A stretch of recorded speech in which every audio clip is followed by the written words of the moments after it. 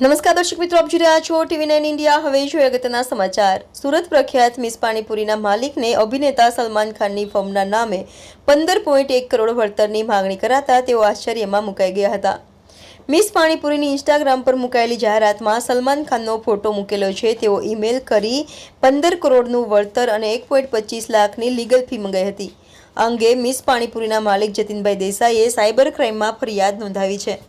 Cyber crime branch દ્વારા મળતી માહિતી અનુસાર શહેરની પ્રખ્યાત મિસ પાણીપુરીના માલિક જતીન જયસુખભાઈ દેસાઈ પૂણા ગામે ટેકરા ફળિયા બજરંગ કેમ્પસ ખાતે મિસ પાણીપુરી અને Jalpuri food India private company મિત્ર સાથે પાર્ટનરમાં ચલાવે છે। જતીન દેસાઈએ કંપનીની જાહેરાત માટે ઇન્સ્ટાગ્રામ ઉપર જલપુરીનું પેજ બનાવ્યું હતું। આ પેજમાં કંપનીની વેબસાઇટ પર જાહેરાત મૂકે છે। 30 માર્ચ 2024ના બપોરના સમયે જતીન દેસાઈના પર્સનલ મેલ ઉપર એક ઈમેલ આવ્યો હતો, જેમાં મિસ્ટર અબ્દુલ રશીદ સલીમ સલમાન ખાન, કે જે સલમાન ખાનના નામથી બોલિવૂડ એક્ટર છે, જેમાં 4 પાનાની એક ડોક્યુમેન્ટ ફાઇલ એટેચ કરી હતી। આ ડોક્યુમેન્ટ ફાઇલ ડાઉનલોડ કરી જોતા તેમાં ફર્સ્ટ ઇન્ટર્મ નોટિસ કે જે SSR એસોસિએટ્સ PS તરફથી 30 એપ્રિલ 2024ના રોજ ઇસ્યુ કરી હતી અને જે ઇન્સ્ટાગ્રામ ઉપર સલમાન ખાનના ફોટા સાથેની જાહેરાત મૂકી હતી। જે નોટિસ ચેક કરતા ₹15 કરોડ વળતર તરીકે ચૂકવવા તેમજ ₹1.25 લાખ ટેક્સ લીગલ ફી તરીકેની વળતર તરીકેની માંગણી કરવામાં આવી હતી।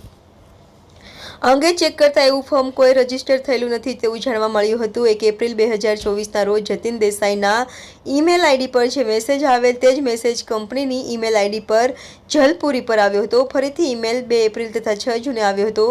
ત્યારબાદ 10 જૂન 2024ના રોજ કંપનીની ઈમેલ આઈડી તથા જતીન દેસાઈની ઈમેલ આઈડી ઉપર આવેલ મેલ તે કંપનીમાં સ્પીડ પોસ્ટ મારફતે વળતર અંગે નોટિસ મોકલવામાં આવી હતી।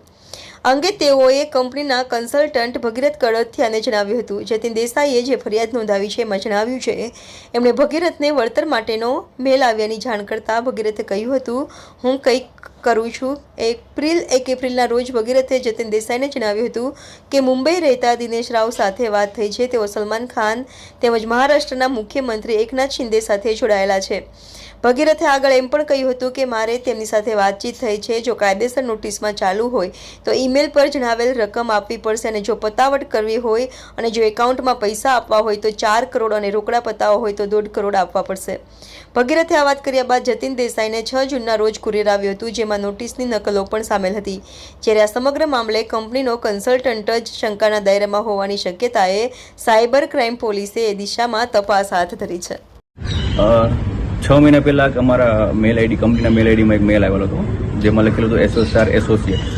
એ મેલ ઓપન કરતાં સલમાન ખાનના વકીલ તરીકે એક નોટિસ આવેલી હતી। તો એમાં 15 કરોડ રૂપિયાની માગણી કરેલી હતી કે સલમાન ખાનનો ફોટો તમે યુઝ કરેલો છે। પછી આ અમારા ટેક્સ કન્સલ્ટન્ટ એકાઉન્ટ જે સંભાળતા એ ભગીરથ કળથિયા, એણે અમને એમ કીધું કે આ હું હેન્ડલ કરી લઈશ, તમે કોઈને સ્પ્રેડ નહીં કરતા। તો અમે કોઈને કીધું નહોતું 2 દિવસ, અને જેમાં ભગીરથભાઈ એવું કીધું કે મારી ઓળખાણ છે સારી એવી, હું સલમાન ખાનના પીએ સાથે વાતચીત કરી લઈશ। તો ધીમે ધીમે એ 10 કરોડ આવ્યા, 10 કરોડમાંથી 5 કરોડ આવ્યા। પછી એમ કીધું કે તમારે પાક્કામાં જો દેવું હોય પેમેન્ટ તો 4 કરોડમાં અને કાચામાં આપવું હોય તો 1.5 કરોડમાં પતાવટ થશે, એનાથી નીચે નહીં આવે। અને જો તમે નહીં આપો તો તમારી ઉપર કાયદેસરની કાર્યવાહી કરશે અને તમને કોર્ટ કચેરીમાં મોકલવામાં આવશે।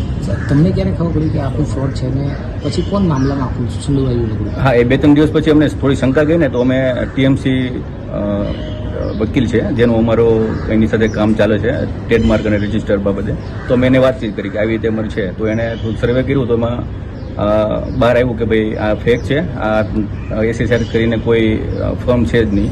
તો અમને થોડોક આશકારો થયો કે આ ખૂબ ફેક છે। પછી અમને કીધું કે આપણે એક અરજી કરીએ, પોલીસ અરજી, તેમાં જે હશે એ સામે આવી જશે। તો પછી એમાં આરોપી તરીકે એટલે કોણ ફ્રોડ કરવાનું કોણ નીકળ્યું તમારા? એ જ અમારા જે કન્સલ્ટન્ટ ટેક્સ કન્સલ્ટન્ટ ભગીરથ કળથિયા, જે અમને કહેતા કે સલમાન ખાન સાથે હું વાતચીત કરી લઈશ અને બધું હું પતાવટ કરીશ, એ પોતે જ આમાં નીકળ્યા। તો પછી હવે પોલીસ આમાં કઈ રીતે મદદ કરી રહી છે અને કઈ રીતે જ્યારે પહેલો મેલ આવ્યો તો ગભરાઈ ગયા હતા, કઈ રીતે આખું વાતાવરણ ઊભું થઈ ગયું?